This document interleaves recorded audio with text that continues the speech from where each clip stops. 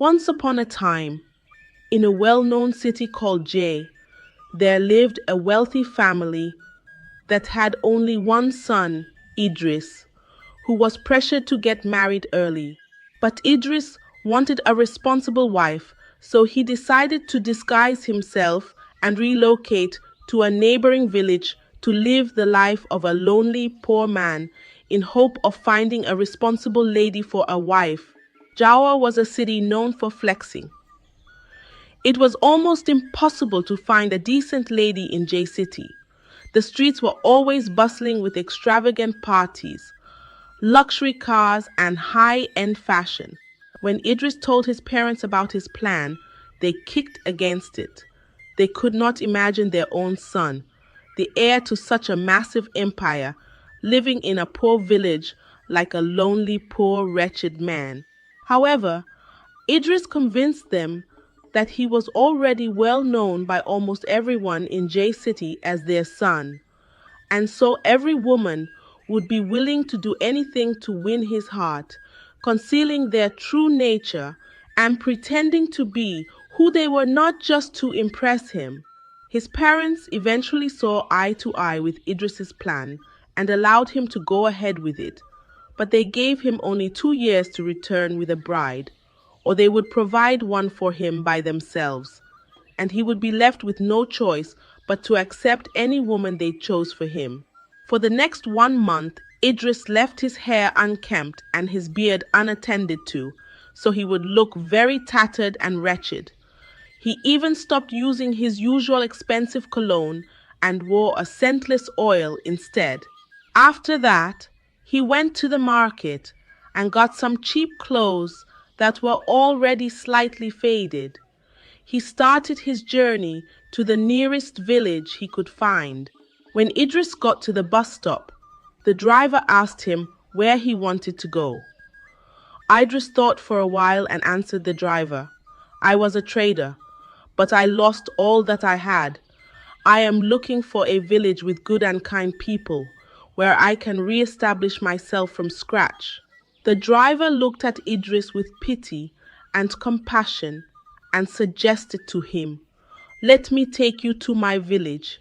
My people are very nice, and you will have no difficulty re-establishing yourself over there." Idris thanked the driver and bade his boss farewell. They drove for a long time, passing fields of maize and banana plantations. After some hours, they arrived at a village. Unlike Jas City, it was underdeveloped, but they had the basic social amenities. The houses were mostly built with mud bricks, and the air was fresher, untouched by pollution. The driver took Idris to his home and introduced him to his wife and children. The driver's wife welcomed Idris wholeheartedly.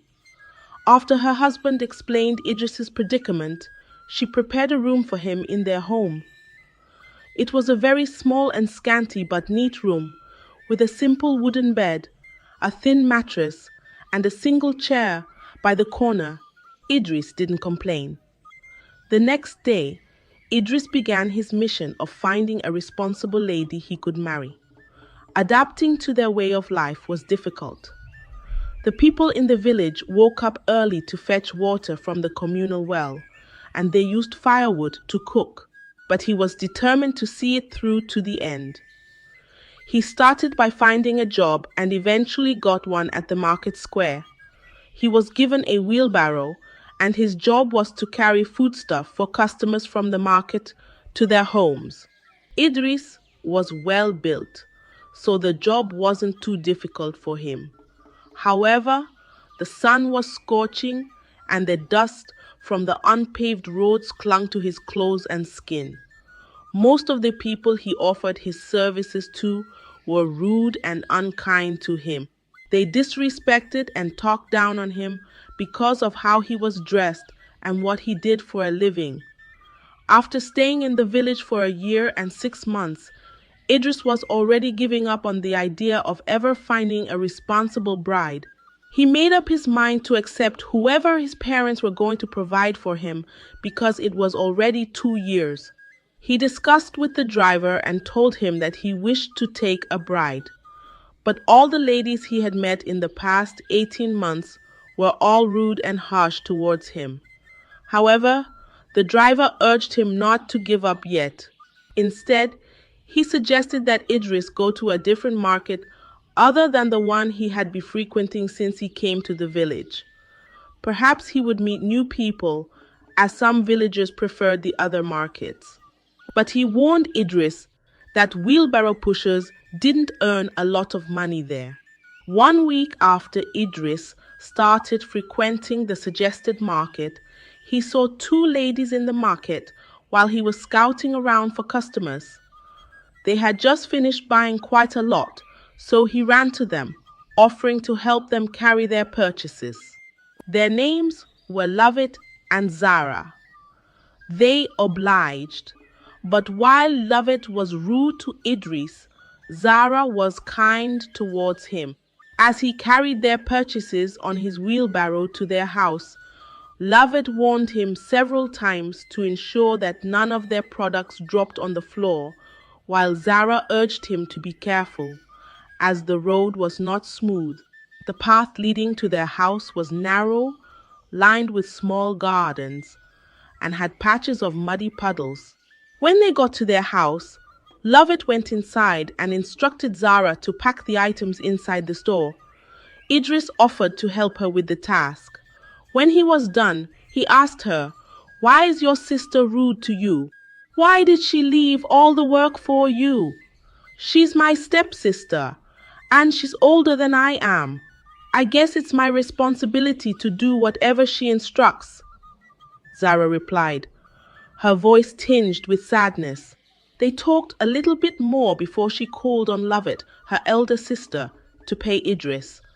Lovett came and threw the money on the floor for Idris to pick up like a beggar. Then she went back inside without another word. Zara apologized for her sister's rudeness and thanked Idris for helping her with the task. From the little conversation Idris had with Zara, he got to know that Zara was an orphan. Her mother had died many years ago, and her father took in another wife who was already Lovett's mother. A few years later, her father also died, leaving her at the mercy of her stepmother, Lami. Zara was being maltreated and ordered around like a slave. She did all the washing, cooking, and cleaning of the house. Her hands were often dry and cracked from scrubbing clothes in cold water. She had nowhere else to go, so she had to endure. Although Lovett was more beautiful than Zara, Idris had already fallen deeply in love with Zara's personality. The next day, Idris asked the driver's wife about Zara. The village was a small one, and everyone knew each other. The driver's wife told Idris that Zara was a very nice and humble lady, and almost everyone in the village loved and admired her. Idris then asked her, if she's loved and admired by everyone, why isn't she married yet? Zara had many suitors, my dear, but Zara, her stepmother, is very wicked. When a wealthy man comes for Zara's hand in marriage, Lami will insist that the man should marry her daughter, Lovett, instead. Lami would go ahead and say all sorts of bad things about Zara just to make the suitor reconsider his decision. Idris felt very sad after hearing about Zara and what she had been going through in the hands of her stepmother. He made up his mind that he would marry her. The next day, Idris took his wheelbarrow to the market in anticipation of Zara. He didn't see her for the next few days until a week later. He was fortunate to see her in the market, all alone. The sun was bright that afternoon, and the market was bustling with vendors shouting their prices. He quickly ran to where she stood and placed the sack she held in his wheelbarrow. Zara laughed. "It isn't too heavy. I can carry it myself. Besides, I don't have any money to pay you today. Don't worry, I will serve you today for free. Idris said with a reassuring smile. Idris followed her until she bought everything she came to buy at the market and then helped her carry the goods home. But he didn't reach her compound. He stopped a few miles before their compound so that her stepmother wouldn't query her for allowing Idris to help her. This continued for 3 months. Whenever Zara came to the market, she would spend more time because she was with Idris. They both enjoyed each other's company. She often brought him small snacks like roasted groundnuts and fruits, making their time together even more enjoyable. Her stepmother noticed that Zara always spent more time in the market over the months and asked Lovett to monitor her. On that particular day that Lovett was asked to monitor Zara, Zara and Idris spent some time with each other, talking and laughing after she had finished buying what she came to buy at the market. The sky had started turning a golden hue as they walked home. On their way home, Idris told Zara that he had fallen in love with her and would like to marry her.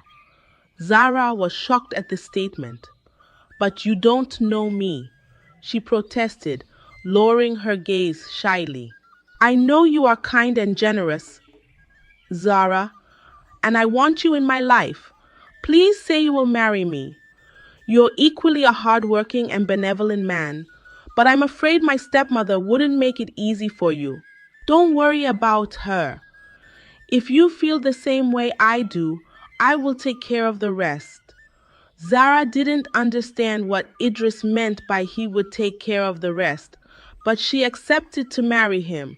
In joy, Idris lifted her up and held her in a tight embrace. Unknown to them, Lovett was looking at them from afar, her face filled with resentment. Lovett quickly caught up to them and laughed at the both of them. "Ha! A slave falling in love with a beggar. What a perfect couple. I think you suit each other just fine. Don't worry, my mom will hear about this." Then she walked away, leaving Zara and Idris shocked. Idris urged Zara not to worry, but this time he followed her home to meet her stepmother. When they arrived, Lami was already waiting for Zara at the door. The smell of freshly cooked soup filled the air, but the tension was thick. Immediately Zara showed up. She gave her a deafening slap and asked her to kneel down under the sun. Idris felt deeply hurt and sad. Out of anger, he told Lami that he loved Zara and would like to marry her. Lami laughed heartily at his statement and looked at him from head to toe. "You wretched poor fool. Can you afford to take care of yourself, let alone taking care of this thing called Zara? I believe we can manage, Ma. What would it take to have her as my wife, please?" "Well, if you love her so much, I would have given her to you for free, because she's useless to me. But tradition demands that you provide some items. Then give me a list, and I will have the items ready in a week's time, if that's all it takes." Lami was insulted by Idris's air of arrogance. She went inside the house and wrote down a list of expensive items out of anger. She returned and threw the list at him, but the wind blew the paper on which the things were written to the well. Zara knelt down, picked it up, and glanced at the items. On seeing the amount it totaled, she exclaimed. Idris collected the list from her. He simply looked at the total and told her, "I'll be back in a week as promised." Lami laughed at him as he left, believing that Idris, a common wheelbarrow pusher, could not afford the items even if he worked every single minute of his life. Idris went back to the driver's house that afternoon. The driver was at home when he arrived. He told the driver to take him back to J City. The driver was surprised at his sudden request, but took him as requested. When they got to the motor park where they had first met, Idris told the driver to take him to a particular company. "Are you sure?" That company is one of the biggest companies in J City. Most wealthy people are denied access. Talk more of a struggling man like you. Don't worry, just take me there and I'll pay you. The driver did as Idris instructed and took him to the company he requested. Immediately, the guards outside saw Idris. They quickly raced towards him and collected the bag he was holding. The driver was astonished at their reaction. Idris asked the guards to pay the driver. They gave him a bundle of new notes, exceedingly above the price he had mentioned, and agreed with Idris. Idris thanked the driver and entered the company after promising to reach out to him later. Idris went straight to meet his father in the office and informed him he had found the woman he wanted to marry. Coincidentally, his mother entered the office at the same time with a beautiful lady. She was shocked when she saw Idris dressed like a beggar with dirty and bushy hair. "Mom, Dad, I have found a woman that I want to marry. You gave me 2 years, but I was able to do it in a year and 10 months. Idris's father hugged him happily, but his mother appeared a little disappointed. Immediately, the lady who came in with Idris's mother heard what Idris said. She stormed out of the office, with Idris's mother running after her. Idris didn't understand what happened, but his father explained to him that his mother already had someone she wanted him to marry, even before he went in search of his own bride. Idris's father welcomed him wholeheartedly and granted him permission to marry Zara. In 1 week, Idris returned to the driver's village with a convoy of luxury cars and a bullion van, which contained all the items Lami had written down on the list. When the driver and his family saw him, they couldn't believe their eyes. Idris gave the driver a new boss and a lot of money to take care of his family. Then he went to see Lami. Loet and Lami were shocked, so shocked to see Idris looking young and handsome, as opposed to the tattered and unkempt man they knew him to be. The bullion van was parked in front of their house, and some muscular guys started to unload its contents at Lami's front door. Zara was equally astonished by Idris's appearance. She was upset that Idris had lied to her about his true status. Idris ran after her and pleaded for her forgiveness. He explained his reason for doing what he did, and Zara understood him. They hugged each other and entered one of the cars. Loet tried to be nice to Idris on seeing how worried he was, but Idris ignored her and drove off. Idris arrived in J City with Zara and took her to the best hair salon and fashion brand. When they were done fixing Zara up, she looked even more beautiful than Loet and the lady his mother had previously brought to him. Idris took Zara home and introduced her to his family. His father embraced Zara and accepted her as his daughter-in-law, while his mother respected his wishes and welcomed Zara into the family. In a month's time, they had the best and most luxurious wedding of the year. Their wedding was the talk of the town for 2 weeks. It was the feast of the year, and they lived happily and joyfully ever after. This story teaches us that true character and kindness always shine through, no matter the circumstances. Idris chose to disguise himself as a poor man to find a genuine partner, proving that wealth and status should not define love and relationships. Zara, despite being mistreated by her stepmother, remained humble and kind, which ultimately led her to a life of happiness and prosperity.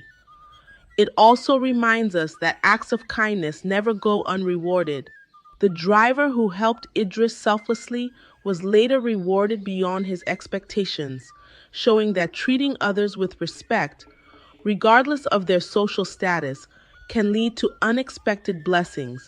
Furthermore, this story highlights the importance of patience and perseverance. Even when Idris was about to give up, he listened to the driver's advice and met Zara, proving that sometimes success is just around the corner when we remain persistent. In life, we should always be humble, diligent, and kind because true character will always be recognized and rewarded. Never judge people based on appearances, as the person you look down upon today might become your greatest blessing tomorrow. Thank you for watching my channel. If you enjoyed this story, make sure to like, comment, and subscribe. Don't forget to check out more interesting and inspiring videos on the channel. Stay tuned for more amazing content. Once upon a time, there lived two sisters who lived completely different lives. Their names were Maya and Ava, and people often wondered if they were truly blood sisters. Maya, the older sister, was a school dropout who married a man 20 years older than herself.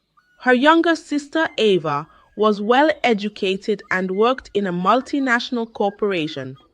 The sisters were not particularly close, as Mia often appeared distant and indifferent towards her younger sister, Ava. Maya lived in a modest house on the outskirts of town, surrounded by a small garden filled with overgrown weeds. She often spent her days alone, tending to the garden or staring at old family photos that brought bittersweet memories. Her home reflected the struggles she had endured, with worn-out furniture and faded curtains that seemed to echo her inner turmoil. One day, Ava returned home to visit their parents. She met Maya in the house and decided to share her exciting news. "I'm getting married," she said with a bright smile on her face. Their parents leaped for joy, hugging and congratulating her for the news. In a calm but joyful voice, Ava continued revealing to them that she was also pregnant. The room fell silent as the joy that once filled the room disappeared. Ava sat there, confused as she wondered why her parents were suddenly quiet. After what felt like forever, her father spoke up and informed her to bring the man that had picked an interest in marrying her. Maya could not hold back her anger. She stood up and stared at her parents, asking if they were going to sit back and watch this happen. "I knew it," Mia said as she clenched her fist, her voice trembling with bitterness as she bared her mind to everyone that was present. Maya accused Ava of trying to mock her childlessness. "I knew you would stop at nothing to rub my predicament in my face. You got pregnant just to mock my childlessness," she said to Ava, who stood there frozen and unable to speak, her smile fading as she stared at her sister in disbelief. "Maya, how could you even think that?" Ava asked softly as she tried to calm her sister down. Their parents stood there, confused, unsure of how to calm the storm that was now brewing between their daughters. But Maya had not finished bearing her mind. "All my life I've been the one everyone hated, the one everyone hated, the one everyone whispered about behind closed doors. And now you perfect, successful Ava, have now come to mock my pain. You've taken everything from me, and now you've come to make a ridicule of my situation." Ava's eyes filled with tears as she stepped closer to her sister. "Mia, I have never ever tried to compete with you. I have never wished you harm for one day in my life. I only came here to share my joy with you, my family," she said. But it fell on deaf ears. Tears poured down her eyes as she stormed out of the house, leaving behind an awkward silence that pierced the heart of everyone present. Ava never got to understand why her sister Mia hated her this much. She sat there, confused, as she watched her mother speak to her sister on the phone. "Tell her to abort that pregnancy if she ever wants peace in this family," Mia said to her mother as she hung up the phone. Ava stood there, frozen as she overheard her sister's demands over the phone. The joy of her pregnancy, as well as her upcoming marriage, was overshadowed by her sister's bitterness. Ava tried to shake off the pain, telling herself that Maya was simply hurting and didn't mean her words, but deep inside, Ava knew that Maya was dead serious. Their parents decided to call for a family meeting to address the issues between Maya and her sister, but Maya refused to show up to the meeting. Ava, being so loving and kind, decided to pay her sister a visit at home to see if she could have a word with her. She knocked on Maya's door repeatedly, but Mia refused to let her in. Ava, determined to have a word with her sister, stood there as she sang her sister's favorite song repeatedly. She remembered how Maya always loved to sing the song to her when they were little and believed that Maya would have a change of heart when she heard the song. But her plan did not work out as she planned. Maya angrily walked out of the house and poured a bucket of soapy water on her. She warned her never to come to her house again, informing her that she was dead to her house again. To her, Ava watched as Maya banged the door in her face, her entire body drenched in soapy water. As she turned around and walked away, the neighbors peeked through their windows as they whispered amongst themselves. They could not understand why Maya hated her younger sister this much. Maya had spent years building walls around herself, shutting her sister out completely. To her, Ava was a symbol of everything that she had lost: opportunities, affection, and now even the dream of motherhood. In Maya's eyes, Ava had taken everything from her. She believed their parents loved Ava more, praising her more, and overlooked her own struggles. Maya had convinced herself that her sister was to blame for every misfortune in her life.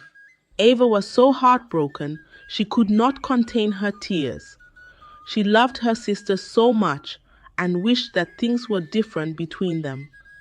She returned home and decided to speak to her fiancé, who advised her to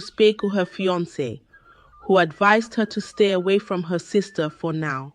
How can your sister suggest that you abort your baby?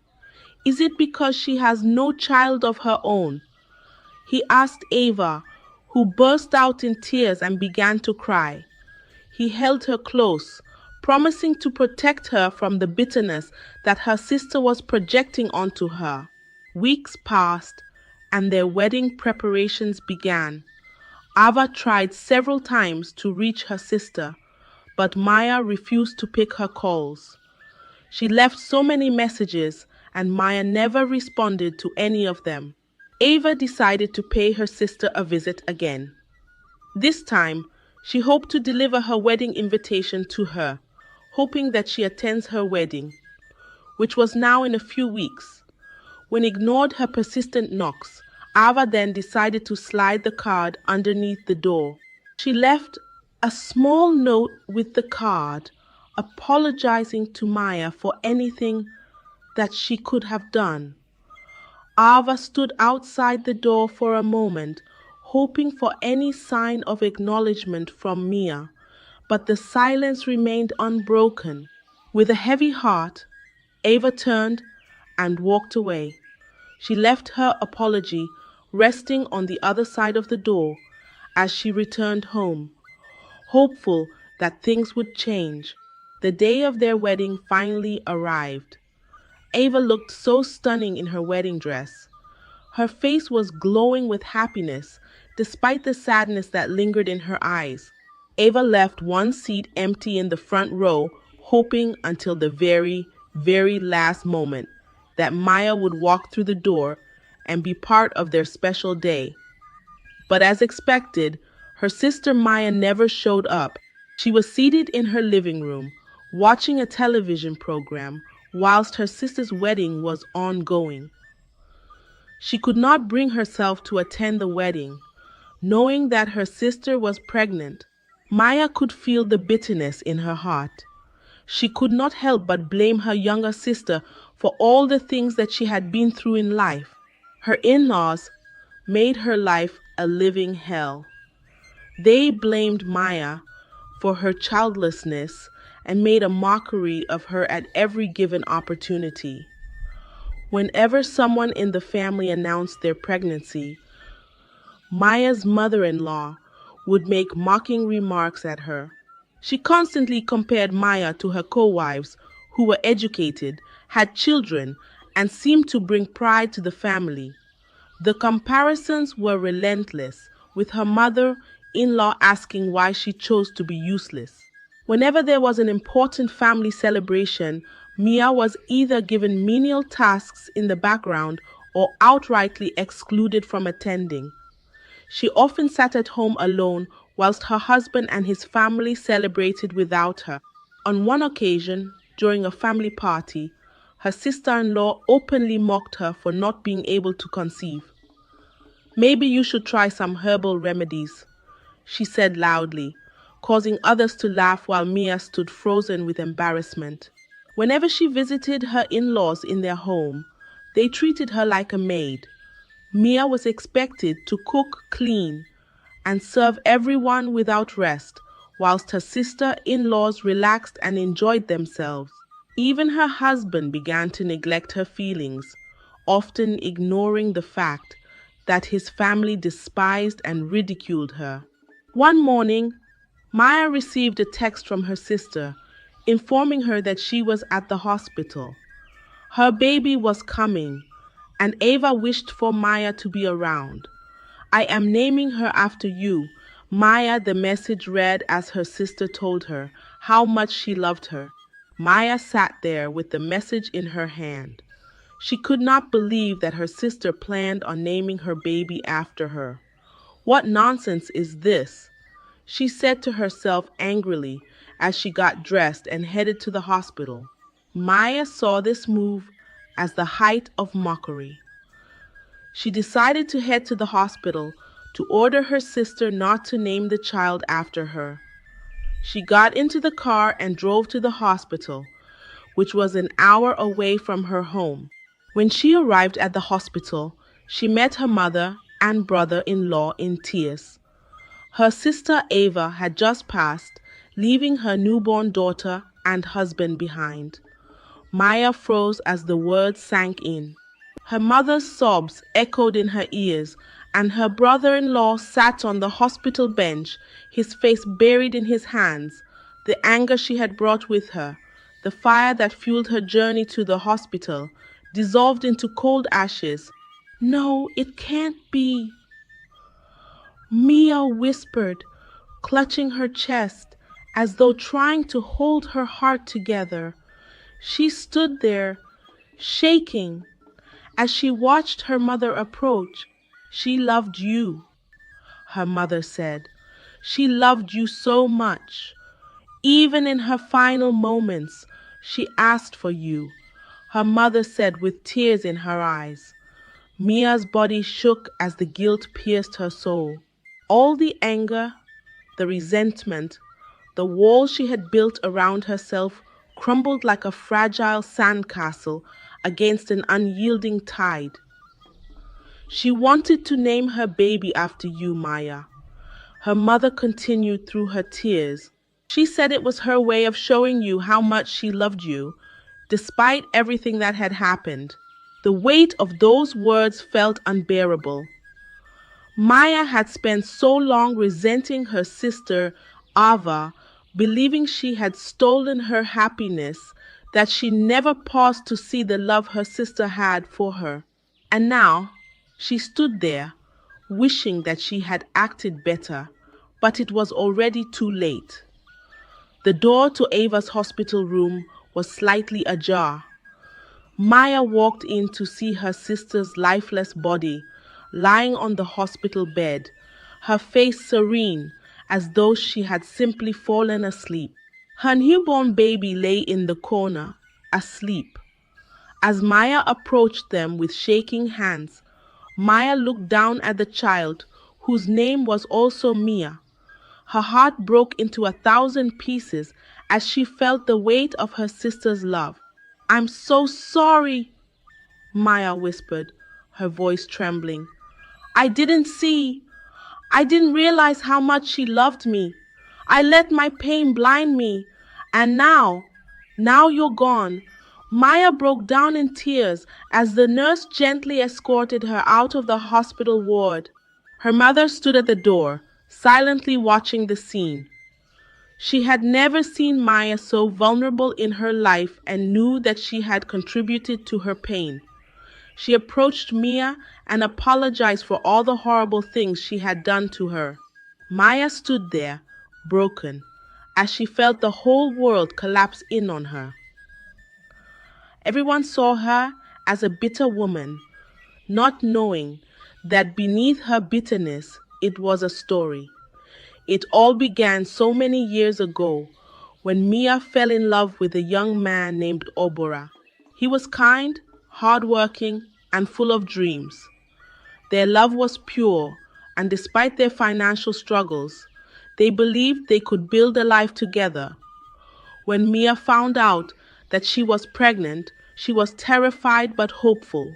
She thought Obora would marry her, and they would start a family together. But when she shared the news with her parents, everything began to go south. You can't disgrace this family, Mia. You will not have a child out of wedlock, her father said. Her mother cried bitterly, lamenting how the family name would be dragged through the mud. They forced her to have an abortion, telling her it was for her own good. Obora, devastated by the news, gathered the courage to formally ask for Maya's hand in marriage, but her parents rejected him outrightly because of his state of origin.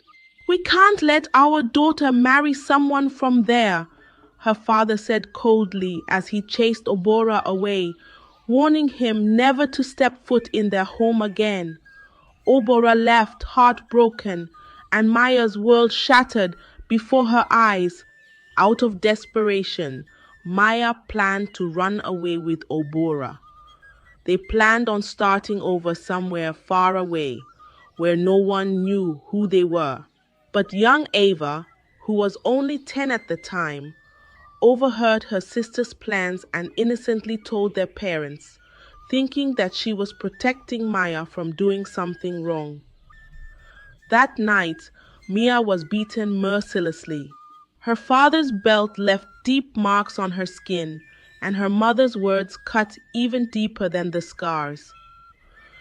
You are a disgrace to this family, her mother said, as she locked her in her room for days. Obora eventually left the city, and Maya never saw him again. Her mother took her to have an abortion, not caring about the consequences. Maya lost her will to continue her studies.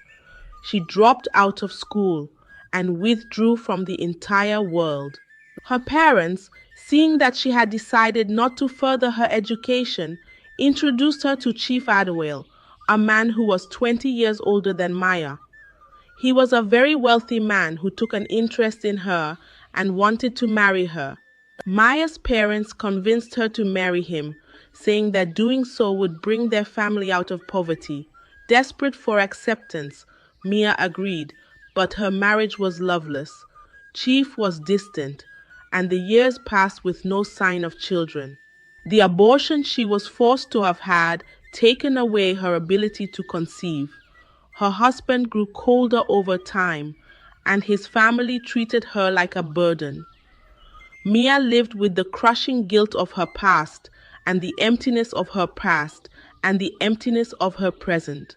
Every smile on Ava's face reminded Maya of the life that she could have had, the love, the joy, the freedom to make her own choices. She saw Ava as the golden child, the one who escaped their parents' harsh control and got to live the life of her dreams. In Maya's eyes, it wasn't fair. She saw Ava's success, her happiness, and her pregnancy as a deliberate reminder of everything that she had lost. So she poured her frustration on Ava, the one person who had loved her unconditionally. Ava had become a scapegoat for all the pain, regret, and unhealed wounds that Maya had endured.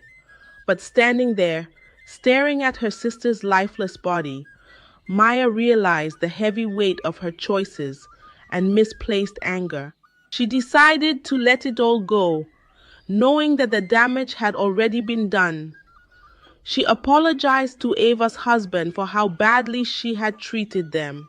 She narrated the whole story to him, tears pouring down her face as she confessed every detail: the abortion, the rejection of Obora, her first marriage to Chief Adiwale, and the deep scars that had shaped her bitterness.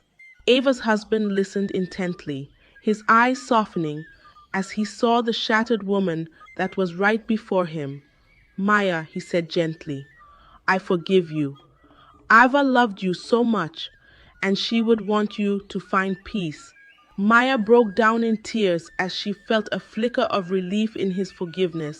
She devoted herself to caring for her niece, Maya, and in those quiet moments, as she held the baby in her arms, she began to feel something that she hadn't felt in years: love, pure and undiluted love. However, life wasn't done testing Maya.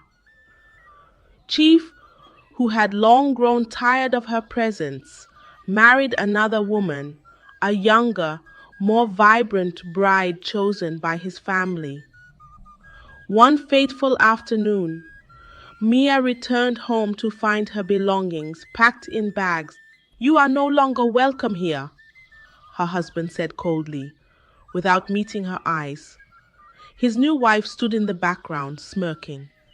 His family had ensured that every legal document was in his favor. Maya had no claim to anything, not the house, not the wealth, and certainly not his loyalty. Broken and humiliated, Maya returned to her parents' home with only a small bag of clothes. Her mother welcomed her silently, guilt etched on her face, while her father avoided her gaze entirely. Days turned into weeks, and the weight of her failures pressed heavily on her. Desperate to escape her own thoughts, Maya decided to visit her niece, hoping that the baby's smile might bring her some comfort. When she arrived at Ava's husband's house, she knocked hesitantly, clutching a small teddy bear in her hand. The door opened, and there stood a tall man, his presence commanding yet warm. "Maya," he said in disbelief. Maya froze, staring at the familiar face. "Ethan," she whispered. It was him, her Ethan. His hair was shorter, streaked with faint signs of gray, but his deep eyes were still as kind as she remembered. "I didn't know you would be here," Mia stammered. Ethan smiled faintly. "I came to visit my cousin after I returned from abroad.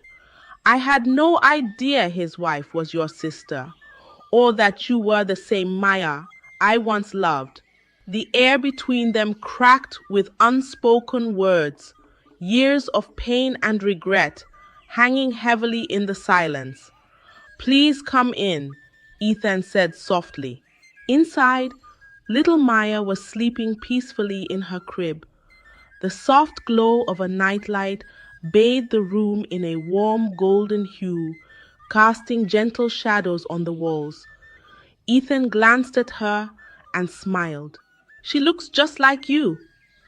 "She's beautiful." The faint scent of lavender filled the room, adding to the tranquil atmosphere.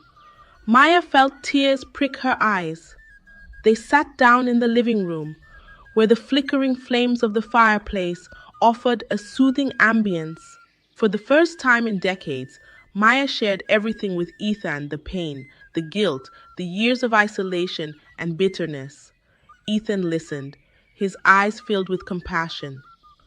"Mia," he said after a long pause, "you were failed by so many people, but it's not too late to rewrite your story."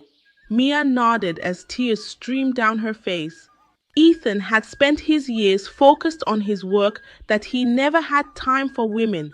He was now a successful medical doctor, his achievements displayed proudly on the walls of his cozy home office.